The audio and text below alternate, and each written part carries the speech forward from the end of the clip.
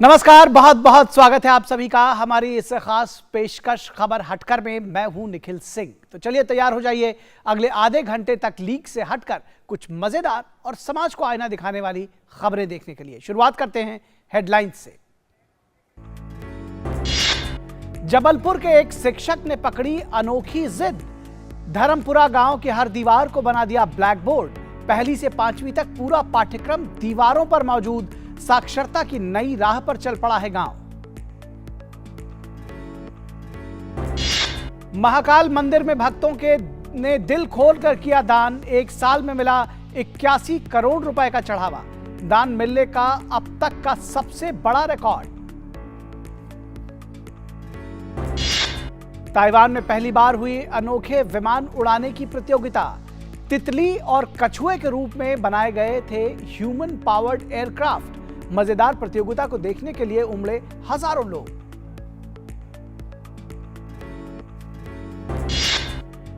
नवीनीकरण के बाद काहिरा में आम लोगों के लिए फिर खोला गया ऐतिहासिक स्थल वर्जिन मेरी ट्री। करीब 2000 साल से भी पुराने इस पेड़ को लेकर कई मान्यताएं।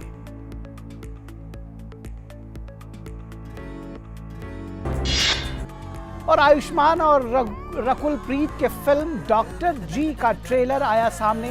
मेल गायनोकोलॉजिस्ट के स्ट्रगल को दिखाती फिल्म 14 अक्टूबर को सिनेमाघरों में होगी रिलीज।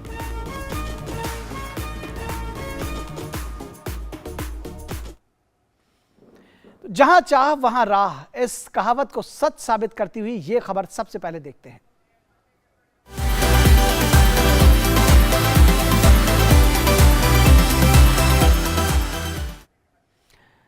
जहां चाह होती है वहां मुश्किल से मुश्किल हालात में भी कोई ना कोई राह निकल ही आती है। जबलपुर में एक शिक्षक ने अपने गांव के हर बच्चे तक शिक्षा की रोशनी पहुंचाने की एक ऐसी ही जिद पकड़ी कि अब हम भी उनकी इस कहानी को आपको दिखाने जा रहे हैं। भारत में जब कोरोना का संकट काल आया तो उस समय शिक्षा व्यवस्था पटरी से उतर गई थी। लोग जब घरों में डर कर बैठे थे तो कुछ ऐसे भी लोग थे जो शिक्षा की मशाल लेकर ज्ञान के अलख जगाने और लॉकडाउन में भी बच्चों की पढ़ाई कराने के लिए घर से निकल पड़े थे। इसी संकल्प को लेकर जबलपुर के एक शिक्षक ने अपना फर्ज पूरा किया और गांव-गांव जाकर बच्चों को पढ़ाया।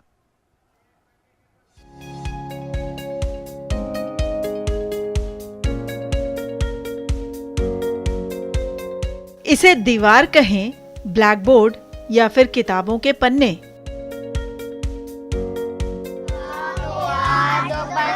हर दीवार रंग बिरंगे शब्द ज्ञान से भरे हैं। कहीं रंगों के बारे में लिखा है तो कहीं आकृतियां बताई गई हैं। किसी पर वर्णमाला लिखी है तो किसी पर दिनों के नाम लिखे गए हैं। किसी दीवार पर वाक्य बनाना सिखाया गया है।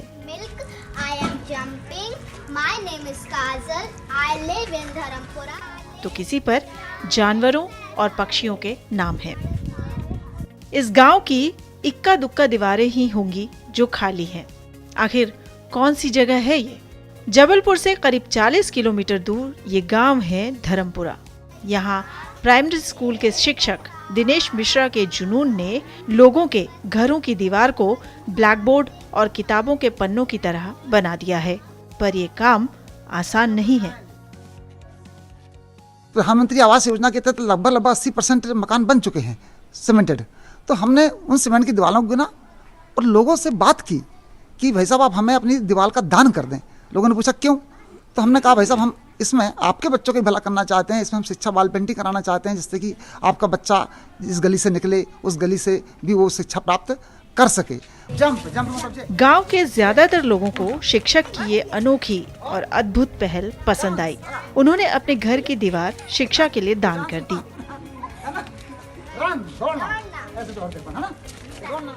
अब धर्मपुरा में ऐसी 55 दीवारें हैं जिन पर दिनेश जी ने पहली क्लास से लेकर 5वीं क्लास तक के कोर्स को पूरा करने की कोशिश की है। यानी इन दीवारों पर पहली से 5वीं कक्षा तक का पूरा पाठ्यक्रम मौजूद है।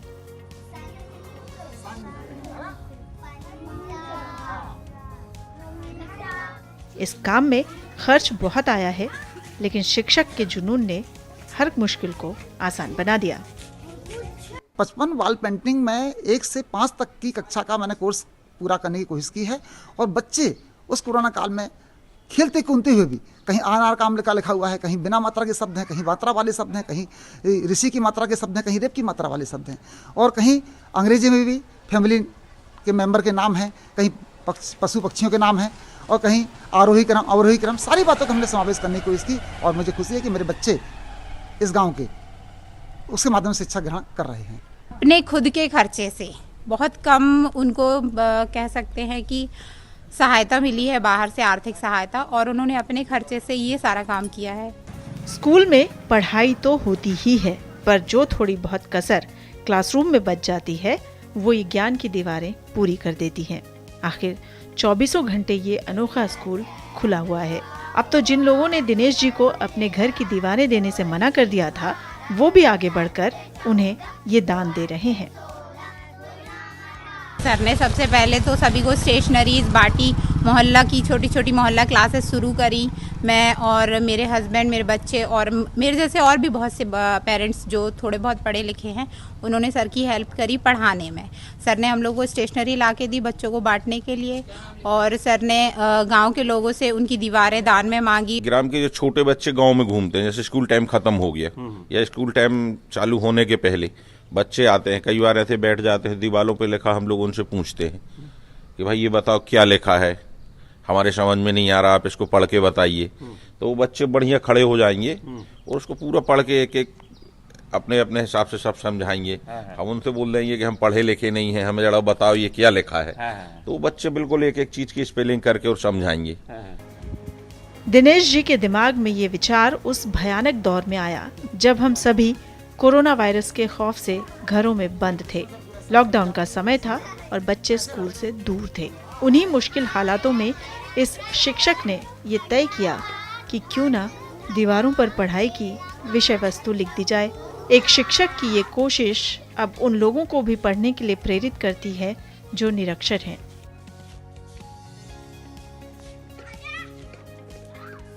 दिनेश मिश्रा, इन्होंने एक शिक्षक होने का ऐसा फर्ज निभाया है जिसकी मिसाल हमेशा दी जाएगी। आखिर इन्होंने देश के भविष्य को तराशने के लिए विद्या के मंदिर को और खूबसूरत जो बना दिया है। Bureau report, TV news.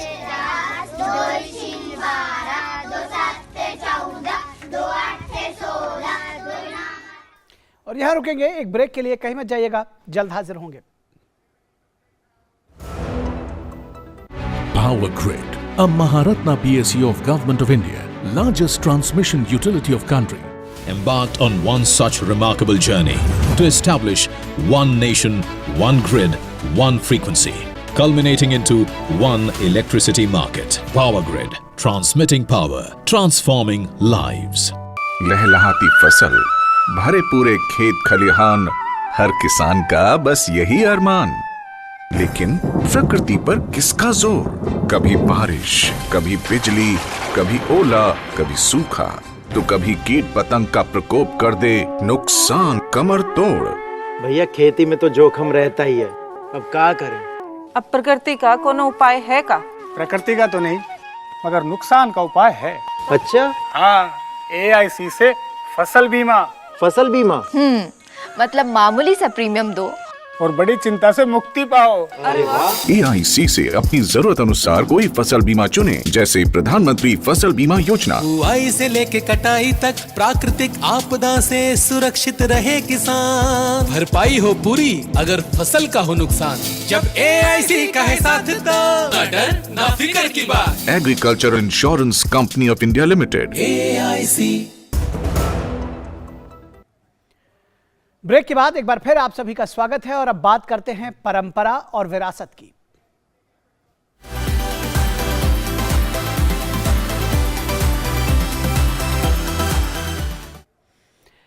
Ujjain में स्थित महाकालेश्वर मंदिर ने इस साल एक अनोखे मायने में पिछले सारे रिकॉर्ड को तोड़ दिया है। आपको तो मालूम ही है कि इस प्रसिद्ध ज्योतिर्लिंग में रोज हजारों श्रद्धालु दर्शन और पूजन करने के लिए आते हैं।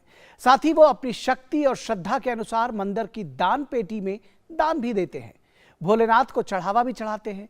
अब मंदिर प्रशासन के मुताबिक इस साल रिकॉर्ड 81 करोड़ रुपए से अधिक दान मिला है, जिसकी नगद राशि के अलावा बाकी तरह के दान भी शामिल हैं।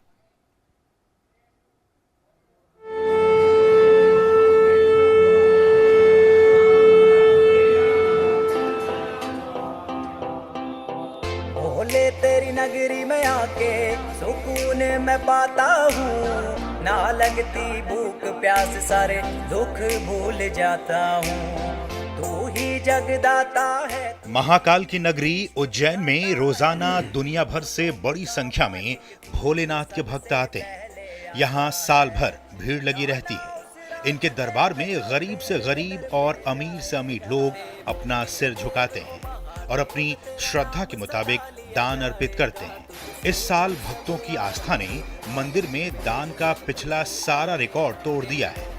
1 सितंबर 2021 से 15 सितंबर 2022 तक की अवधि में महाकाल के खजाने में जमा हुई रकम अब तक का रिकॉर्ड है।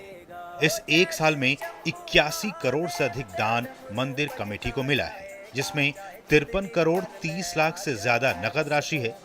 इसके अलावा किए गए अन्य दान अलग हैं। इस रिकॉर्ड तोड़ दान के पीछे कोविड को एक बड़ा कारण माना जा रहा है।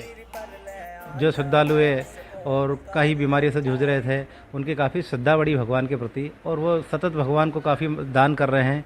इस वर्ष भी काफ़ी मात्रा में दान आया है, लगभग 81 करोड़ तो दान आया है। और इसके अतिरिक्त अन्य दान जो ऑनलाइन हो रहा है वो भी है, धान के रूप में दे रहे हैं, अन्य दान दे रहे हैं, पशु आहार दे रहे हैं। इस प्रकार करोड़ों रुपए हमारे मंदिर को दान मिला इस वर्ष। देवों के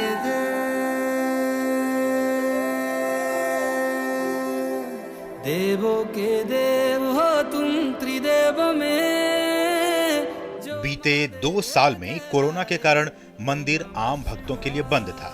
जैसे ही लॉकडाउन हटा और कोविड प्रतिबंध खत्म हुए, मंदिर में भीड़ उमड़ने लगी। महाकाल की मान्यता पुरातन काल से इतनी अधिक है कि श्रद्धालु यहाँ नकद के अलावा सोने चांदी की शक्ल में भी अपनी आस्था महाकाल के प्रति जाहिर करते हैं। यहाँ तक कि विदेशी मुद्रा भी दान पेटी में मौजूद है। कई लोगों की भगवान के प्रति जो मन्नतें पूरी होती है और जो मन्नतें पूरी करने के लिए वो भगवान को छत्र देते हैं और कुछ भी धातु के रूप में दान करते हैं, स्वर्ण और चांदी वगैरह। विदेशी मुद्रा भी हमारे पास, हम जब दान पेटी खोलते तो उसमें विदेशी मुद्रा भी निकलती है। दान पेटी में नकद राशि के अलावा चेक, ऑनलाइन भुगतान, पूजन अभिषेक की रसीद और लड्डुओं के प्रसाद से मंदिर की आमदनी होती है। बाबा महाकाल का दरबार प्रसिद्ध धार्मिक स्थलों में सबसे बड़े कॉरिडोर के रूप में है। महाकालेश्वर ही एकमात्र ऐसा ज्योतिर्लिंग है जहां भगवान शिव की भस्म आरती की जाती है। Bureau report, DD news. और फिलहाल वक्त है एक ब्रेक का, कहीं मत जाइएगा, जल्द हाजिर होंगे।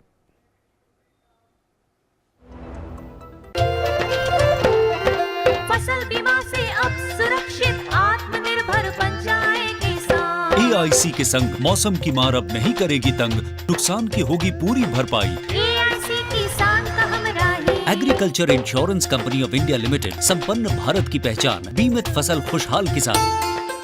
बहू कहाँ गई थी? अम्मा आज UHND था ना, भाभी वहाँ गई थी। वो क्या हुए है? इस दिन ANM बहन जी स्वास्थ्य संबंधी बातचीत करवाती हैं। वो बातचीत करें किस बात पे? अब जैसे संतुलित भोजन और साफ सफाई है, अस्पताल में सुरक्षित डिलीवरी है, बच्चों के टीके, एनीमिया से बचाव और तो और बुजुर्गों की सेहत की देखभाल की बातें हैं। महीने में एक बार होता है ये अर्बन हेल्थ न्यूट्रिशन डे। राष्ट्रीय शहरी स्वास्थ्य मिशन हरियाणा, स्वस्थ बने जीवन, हर बस्ती हर आंगन।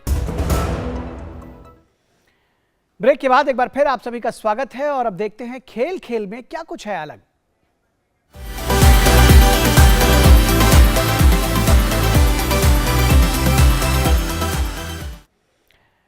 ताइवान में पिछले दिनों एक अनूठी प्रतियोगिता का आयोजन किया गया। ताइवान के ताइचुंग बंदरगाह पर आयोजित ये प्रतियोगिता इतनी अद्भुत थी कि इसे देखने के लिए 50,000 से अधिक लोग एकत्रित हुए। दरअसल ये मुकाबला था ह्यूमन गवर्न्ड फ्लाइंग मशीनों को उड़ाने का। तितली, समुद्री कछुए और कई अन्य जीवों के रूप में तैयार एयरक्राफ्ट और विमान उड़ाने की इस शानदार प्रतियोगिता में 42 टीमों के प्रतियोगियों ने अपने रंग बिरंगी जहाजों के साथ इसमें हिस्सा लिया। इस वार्षिक रेड बुल फ्लैग टैग प्रतियोगिता का आयोजन ताइवान में पहली बार किया गया था।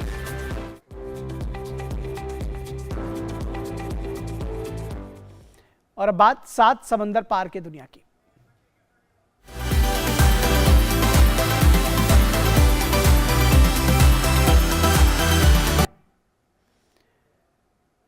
ऐतिहासिक और धार्मिक महत्व वाले इस पेड़ के अवशेष को आधुनिक तकनीक के जरिए सहेजने की कोशिश के बाद मिस्र के मतारिया के जिले के धार्मिक पर्यटन स्थल को फिर से आम लोगों के लिए खोल दिया गया है। वर्जिन मैरी ट्री एक सदियों पुराना पेड़ है। ऐसी मान्यता है कि वर्जिन मैरी ने इस पेड़ के नीचे आराम किया था।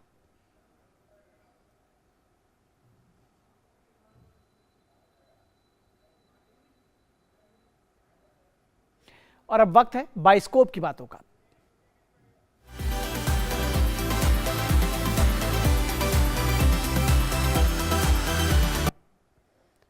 जंगली पिक्चर्स की एक फिल्म है डॉक्टर जी। इसका ट्रेलर रिलीज हो गया है और ट्रेलर देखकर इसकी कहानी का अंदाजा लग सकता है।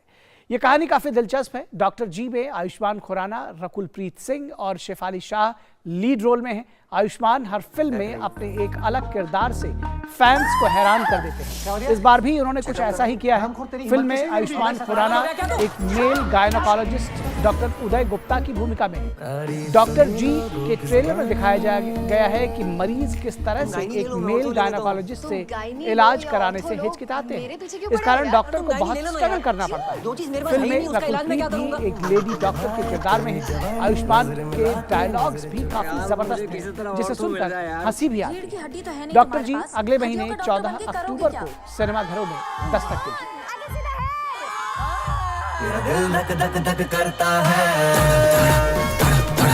डॉक्टर उदय गुप्ता, फर्स्ट ईयर।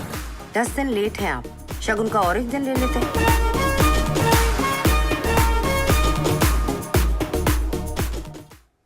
तो खबर हटकर के इस अंक में बस इतना ही। हमारी पूरी टीम को दीजिए इजाजत। नमस्कार।